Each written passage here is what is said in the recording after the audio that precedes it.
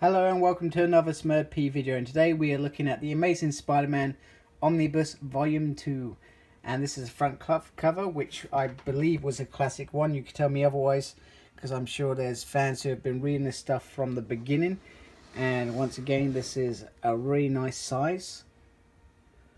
I like. And here are the, oh, there we go, straight in the corner. Here's the issues within it, which is pretty awesome. I'm looking forward to reading the Kingpin one. And this is what it collects: 39 to 67, annual 3 to 4, and a spectacular Spider-Man 1 and 2. So that's quite a fair amount of issues for Omnibus. Again, inside you've got some bio, which is cool. I would recommend grabbing this one because this seems to be the harder one out of all three that have been released. I remember the first run, this one went immediately, like literally bam, it was gone. Here is the first page. Once again, I really enjoy the fact that we get told the years that these came out. Obviously, I've never read a lot of these, so it's nice to see when they were released. For me, I've always enjoyed Spider-Man. I've just never had the opportunity to go right back to the beginning. I've read some stories, obviously the major ones, but reading these are really nice. And I sometimes enjoy these stories better than I do the stories we get now. And there's a little bit from Stan, which is 2 pages. And that was back in '92. And one thing, I mean, I started reading these on Marvel Unlimited, but one thing I do enjoy, you know, I like that this is big and is glossy. And look at that Kingpin, that's pretty cool. Growing up as watching the '90s comic, the '90s animated series, it's nice to see the Kingpin in there. This is pretty cool as well. Not sure what issue this is from, but without the colours it actually looks quite nice.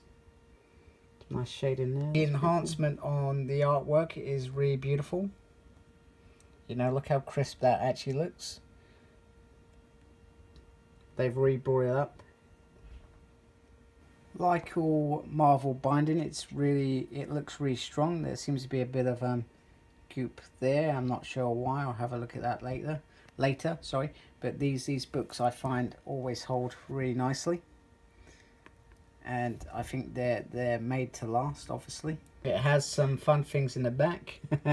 Probably copyright issues with that picture nowadays. But looks like they had some fun back there. This is pretty cool. I like stuff like this, a little bit of extras. I would like it if they tried to do a piece on some of the writers now, if possible. I know there's probably not many around, but it would be cool to obviously capture that. I don't know how possible that is. And it's got some covers, and obviously a bit about Mary and Gwen, who technically weren't really rivals, but they both stole his heart. Hey, who wouldn't? She's a blonde and she's a redhead. And he's Peter Parker. Here's some pictures from the recent Masterworks. Here is a comparison with Volume 1. And Volume 1 clearly is a lot bigger, but I still think this packs quite a punch in terms of how much it has.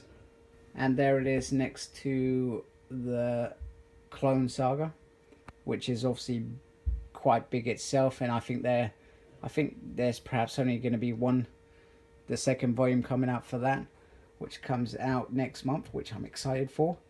And there they are from the front. Looks quite nice. I'm clearly still reading it. You can see my bookmark there. So I'm looking forward to getting onto this volume. So all in all, this volume is brilliant. It looks nice on the shelf, and if you can get it for a decent price, do it. I'm very lucky. My wife brought me the first one, and I had some spare cash, so I bought the second one. So happy days. Take care, embrace the geekiness, and have a good night, good day. Goodbye.